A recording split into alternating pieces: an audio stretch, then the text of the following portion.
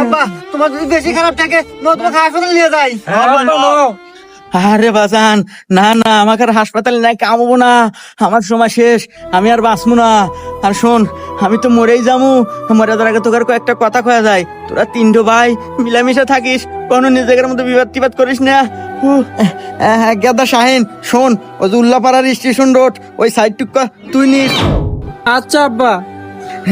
আর গাদা সিংকু তুই শোন, ওই যে সিরাজগঞ্জ চায়নাবাদ ওই সাইটে অনেক লোকজন, লোকের লোক আরো নয়, ওখানে ব্যবসাও ভালো হয়, ওই সাইডটুকটা তুই নিস বাজান। ঠিক আছে আব্বা। বাজান সোহাগ, তুই তো সবচেয়ে ছোট, ওই যে হাটিকুমরুল একটা নতুন ইন্টারচেঞ্জ হতেছে, অনেক কাস্টমারের খুব চাপ, ওই সাইডটুকু তুই নিস বাজান। ঠিক আছে আব্বা। আরে আব্বা তুমি এনে কোনো টেনশন করো না, তুমি শান্তালে মরো তো। বাহ, কে রে সিংকু, তোর বাপ তো অনেক ভালো মনের মানুষ রে। মরার আগে তিন বেটাক সমান তালের জায়গা তুমি